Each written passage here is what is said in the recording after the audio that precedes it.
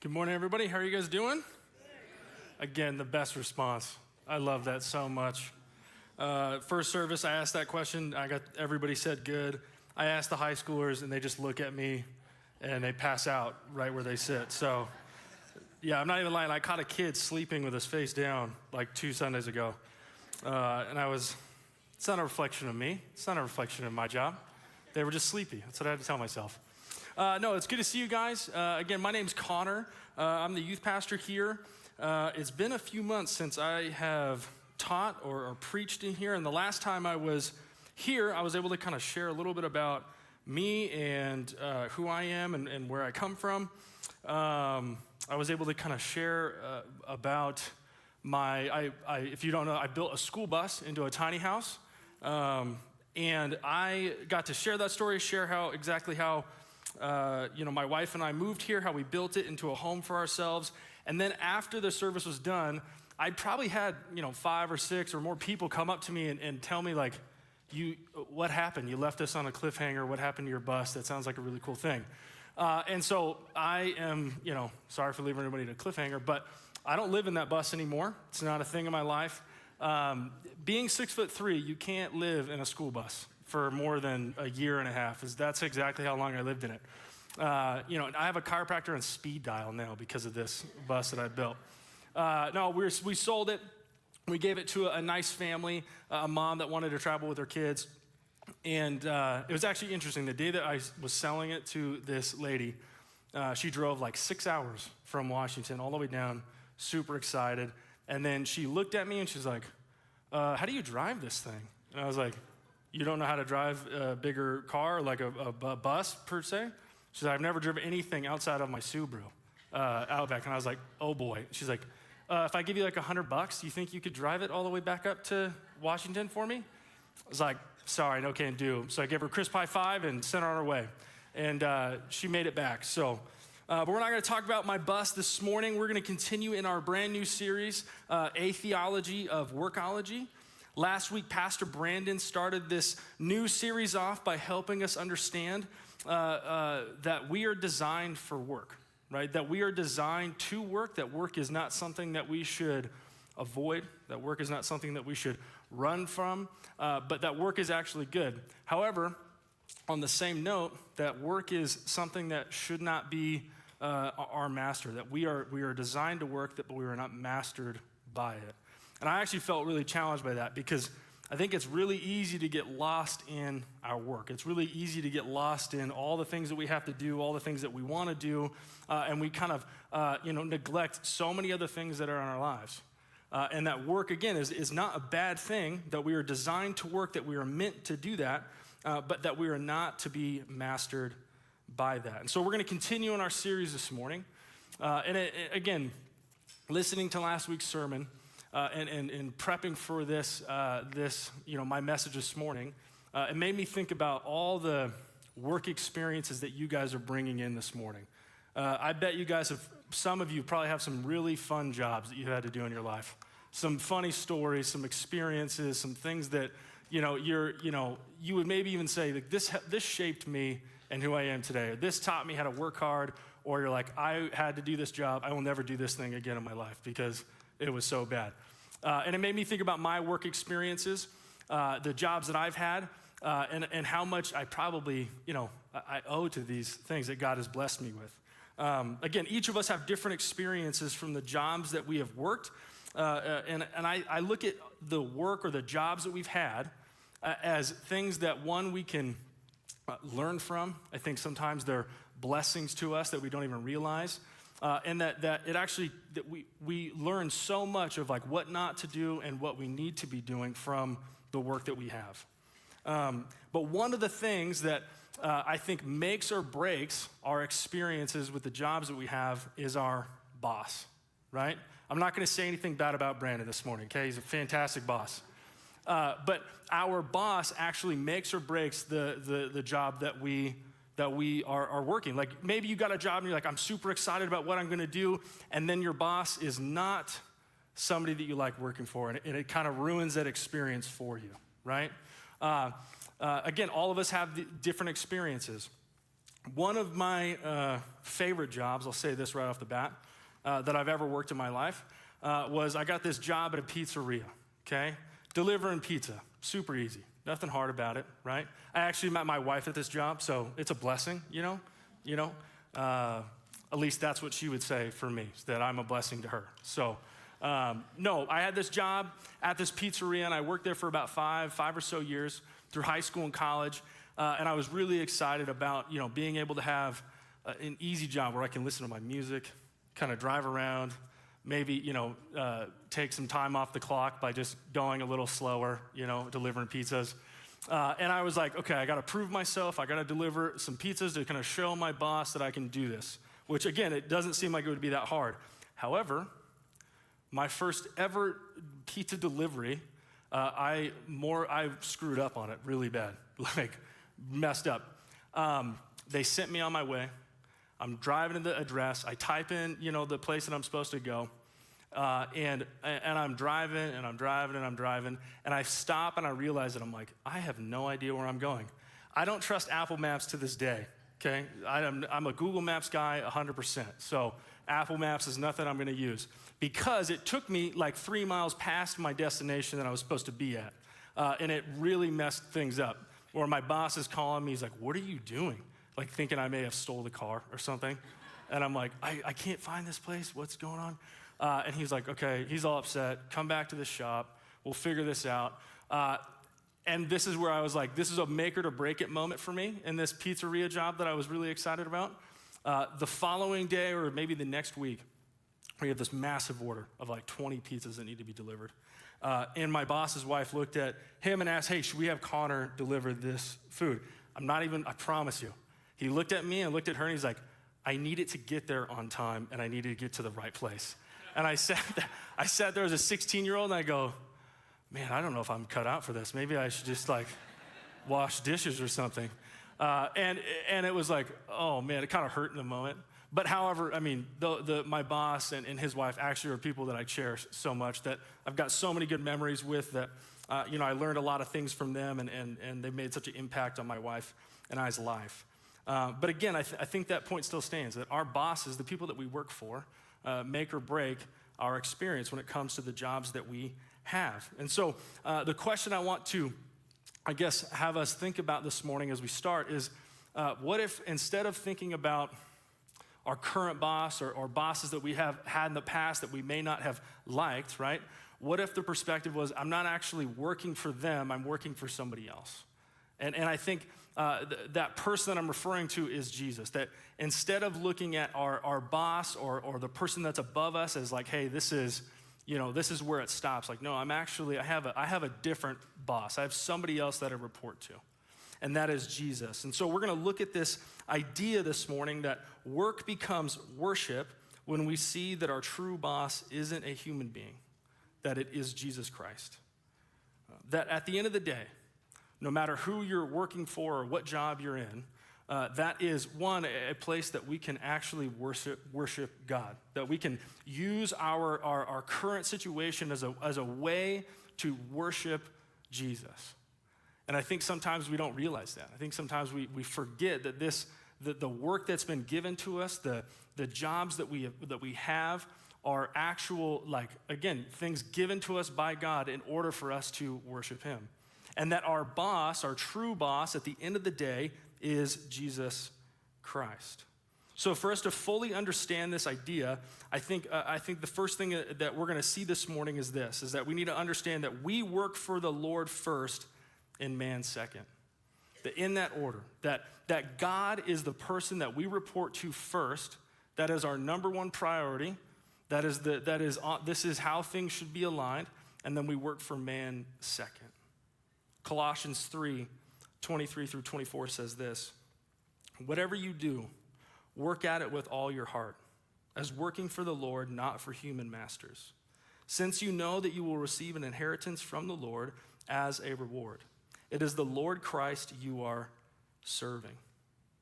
Paul's writing to, he's giving instructions to slaves and masters, and he's giving instructions to slaves to think, hey, instead of thinking about your current work situation as, hey, I'm a slave to this person and I have to do all these things because he's my master. No, you're doing all of your work, all the things you have to do as a means to serve Christ. That Christ is the person that you do all of your work for. And then he also reminds them that, hey, because of this, that you are gonna gain an inheritance, a reward that is much greater than anything that they could ever receive here on earth. Like, the focus is you're working for Jesus, and you're not working for any sort of earthly possession or earthly reward. You're working for something higher, something greater. Now, in high school, maybe even in college, when I was probably at my brokest, to tell me that I'm not working for money is a hard concept for me, right? To be like, oh, what do you mean? I am trying to work for money. I'm trying to work for a paycheck.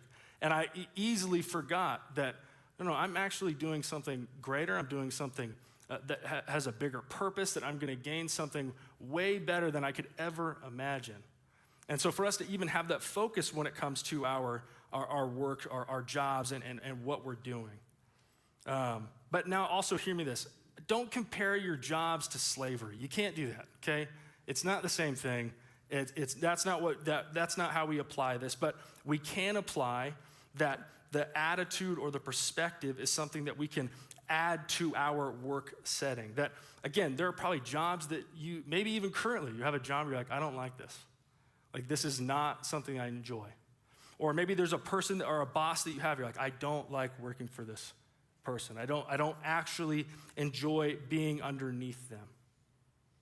Or maybe I'm at this job and I'm only here because I'm forced to do it. Again, the reminder is that you're not working for them. You're not working for that person. You're not working just or in doing this job just because you're forced to do it. You are working for Christ. I like to think about it like we are employees with two bosses. At the end of the day, we have an earthly boss that sees our performance, and then we have a heavenly boss that sees your heart. And which one matters most? I don't think it's the performance.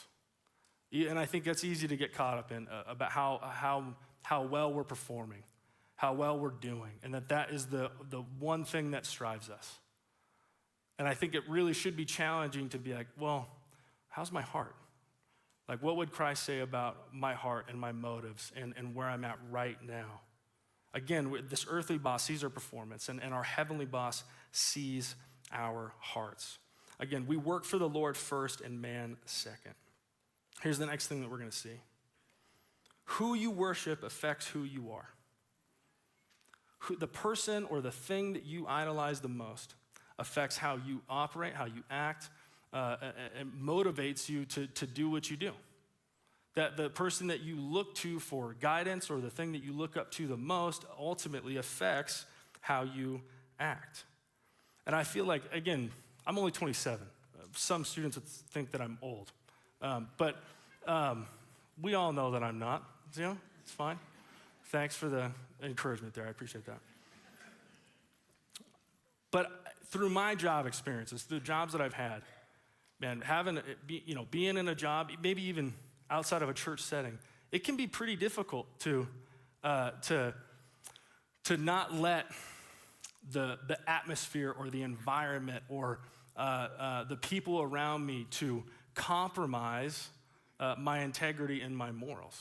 That it almost paints a reflection, personal, like from personal experience of I've cared too much about what other people think, that I've allowed it to impact the way that I treat people, the way that I say things, how I operate just as a worker in general.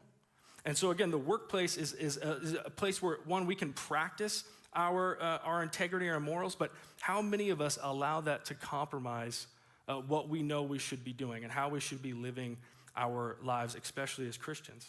Again, there are many things that can compromise our integrity. One, we can care too much about what others think of us. We can, hey, I want to fit in here at work. I know that I'm a Christian. I know that I'm a follower of Jesus. I know that I'm supposed to live a certain way, but I just don't want things to be difficult. Like, I don't want to be seen as the church person. I don't want to be seen as the holier than thou person, or the person that people look at as like, oh, well, we can't we can't be around him or we can't say certain things because he's a follower of Jesus. And we give into that. And we allow ourselves to be influenced. We allow ourselves to compromise our morals and integrity. But again, if you're a newer follower to Christ, or if you've been following Jesus for a long time, we know that we are supposed to be set apart, that we're supposed to live differently. So the questions I have for you is, who are you outside of this place? Who are you at work? What do you represent, and how do you act in places that aren't church? 1 Peter 2, 9 through 12 says this, "But you are a chosen people, a royal priesthood, a holy nation, God's special possession, that you may declare the praises of him who called you out of darkness into his wonderful light. Once you were not a people, but now you are the people of God. Once you had not received mercy, but now you have received mercy. Dear friends, I urge you, as foreigners and exiles, to abstain from sinful desires, which wage war against your soul. Live such good lives among the pagans that though they accuse you of doing wrong, they may see your good deeds and glorify God on the day he visits us." Here's what Peter's writing to his readers he's making it known, like, hey, there's been a major change in your life, that you've been shown mercy, that you have been shown grace, that God has loved you so profound, and that is ultimately, it's life-changing. And because of this, he urges his readers not to just, be, oh, okay, awesome, my life's changed. It's like, no, he urges them to demonstrate this change in their lives by proclaiming this, by telling other people the gospel, by making it known that this is what God has done for me, that this is the God I serve, this is the God I love, this is the God that I follow. By proclaiming the gospel, he urges his readers to do that. And then he also urges them to live a good life, to focus on glorifying God in all that they do. That in every aspect of their life, that even though there's people against them, even though there's people that are, would look at them and say that they do wrong, he's saying, don't focus on that. Don't give in to your sinful desires. Don't give in to the things around you. Focus on living a life that glorifies God. One, to again, be set apart. But at the end there, he's like, hey, it potentially, that this could help others come to know God. That this could help others come to know Christ and what he has done for them. Now, the jobs that I've had have been perfect places for me to actually practice what I believe, and to allow there to be places where people can ask me questions, or for people to see that, hey, there's something different here. There's something different going on in this person's life. And that it should be known that we are Christians, that it should be known to those around us that we are followers of Jesus, and that there's been a massive change in our lives. I look back to when I was in middle school. I sat behind this girl every single day on the bus. I knew that she went to church. I knew that she was a Christian. And this is a period of my life where I was contemplating my faith and trying to figure out, like, hey, what does this actually mean? What do I do with this? And I asked her one day, I was like, do you think I'm a Christian? Without hesitation, she says, no, absolutely not. And I was like, I guess that hurts, But it just pointed out to me that, hey, the way that, I've gone to church my whole life. I grew up going to church since I was a baby. All I ever knew was youth group and church, even though at that point I was struggling in my faith. But I'm like, what do you mean? I've gone to church my whole life. Like, how do you not know that I'm a Christian? And it was because of the way that I operated. It was because of the way that I acted. It was because of the way that I treated those around me. And I just always reflect on that. I'm like, man, she humbled me quick. Like 0.1 seconds, she said, no, you're not a Christian. So again, it comes down to the integrity and to not let our morals or our integrity be compromised. Again, speaking of integrity, I have another story for you. I worked at Fred Meyer, best store if you don't work there. And I mean, you learn a lot. You grow up pretty quick working at Fred Meyer. I worked in Clackamas on Old 82nd Avenue. Crazy store. And they have no child labor laws, okay? They don't, I promise. They were like, hey, we need you to stay till 1 a.m. And I'm like, but I'm 16. They're like, just unload the freight. I'm like, okay, well, fine, I'll do that. Okay, and then my mom would call me, and she'd be like, what are you doing? Where are you at? And you're like, you're talking to a working man, Mom. I'm making money. She's like, get home. You have school at 7:30 in the morning. You can't do this. I'm like, okay, that's fine. But on top of that, I was the guy that stocked shelves, and if you guys remember what pop bottle machines are, have you ever used one of those? Yeah. I cleaned those things out. Disgusting machines. Just foul. But I became pretty good friends with some of the homeless guys that were out there every single day. Like, what's up, John? Hey, Terry, how's it going, man? They were like, oh, I don't even think they remember their name. I think they just looked at me and they were like, what's up, redhead? I'm like, thanks, guys. But I remember I had a moment of like, okay, maybe I should have some integrity with this. They taught me how to smash a pop can, shove it in the machine to where it could get unlimited scans to make some money. And I was like, at 16, I'm like, that's genius. I need some gas money. I never did it, okay, I never did it.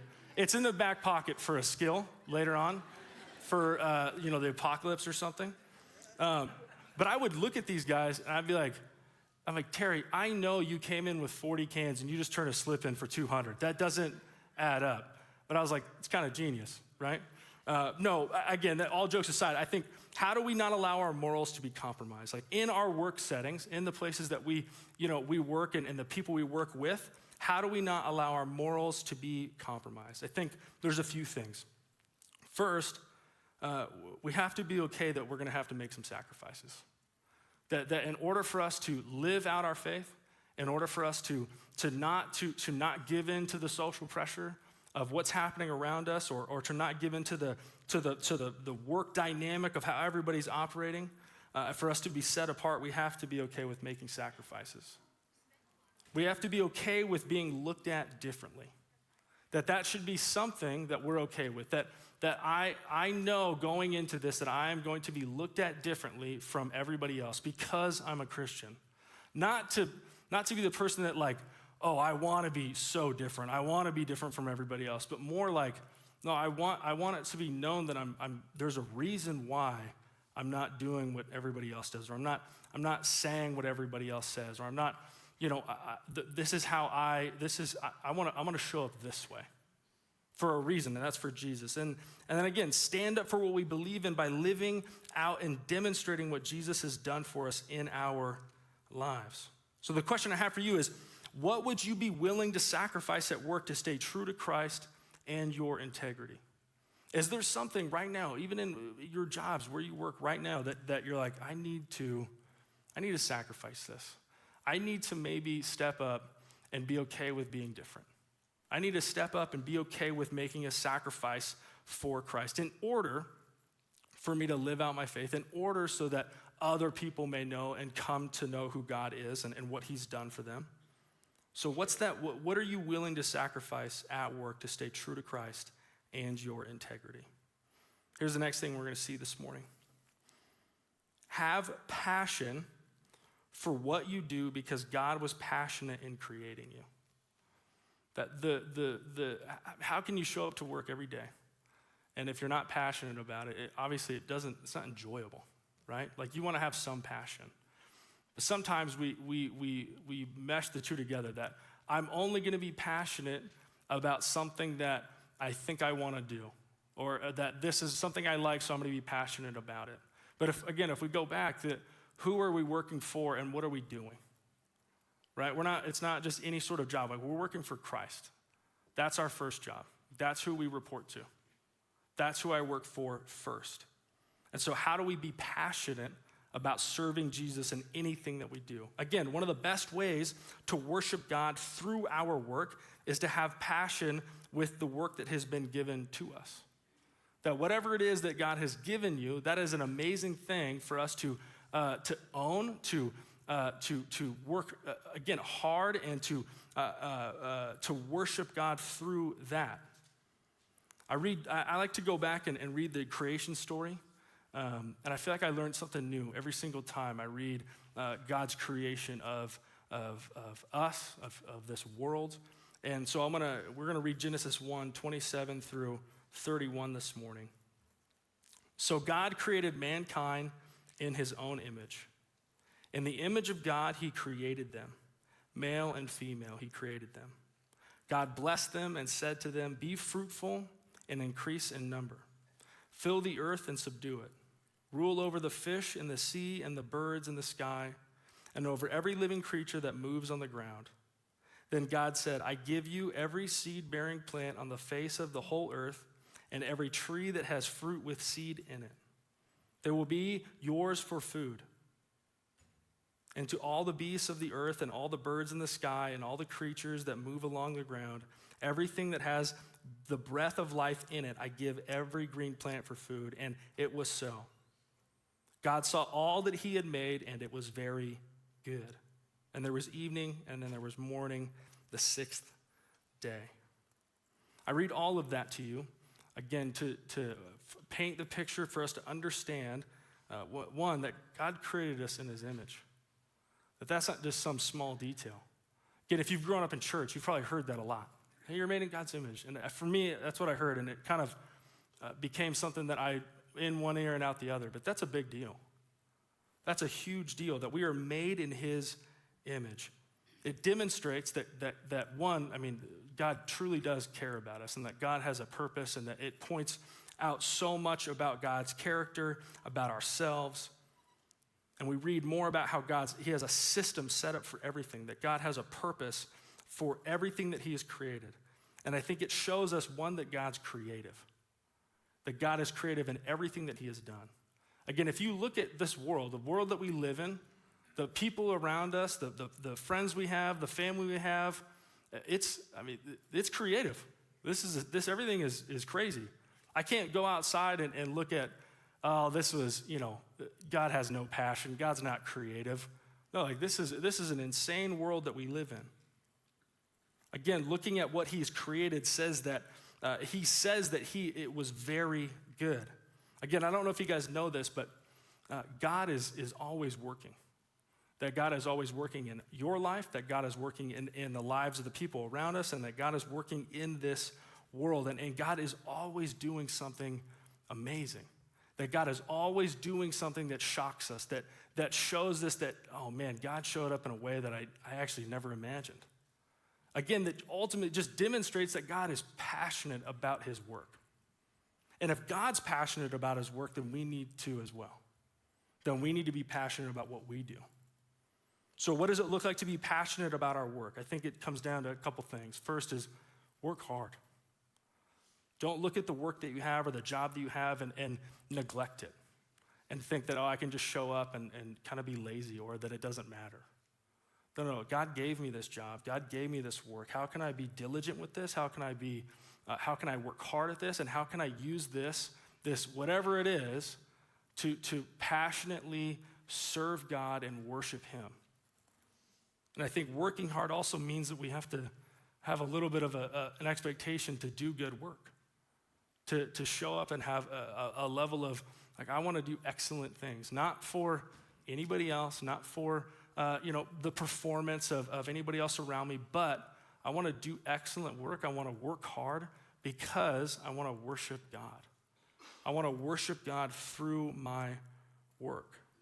Again, you might feel that it's impossible to have passion for your current job, or a job where you're like, this job, this sucks. But when you flip the perspective of, you're not doing this job for somebody else, you're not working for a human being as like, this is as far as it goes, or that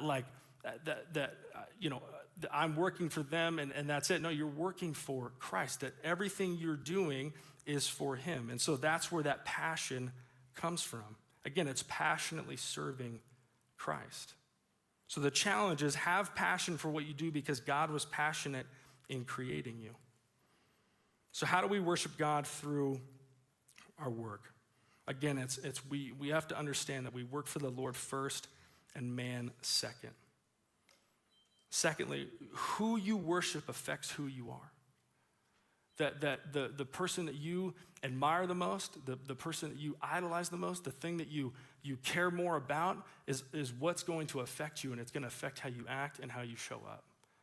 And hopefully, who you worship, who you look to for everything should be Jesus. Don't allow your work culture to compromise your integrity. Have passion for what you do because God was passionate in creating you.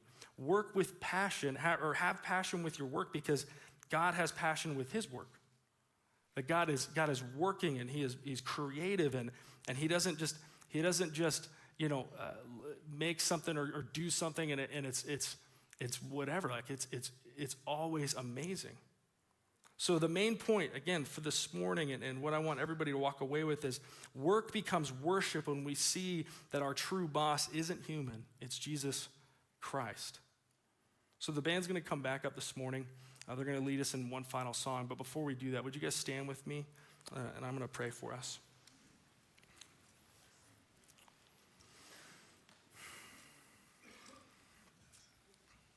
God, thank you so much for, Lord, just the way that you have blessed us with our jobs and our work.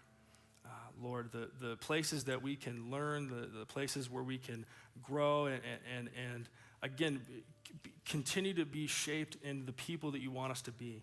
Lord, I pray that we wouldn't look at our jobs or our current work situations as places that are just going to give us a paycheck or places that we just have to just show up and do. But no, look, that is a place that we can use as another tool to worship you, to show our love for you, to show our gratitude for you, and that can be a place where we can, again, worship you and show others of how much love and grace and mercy you have for them.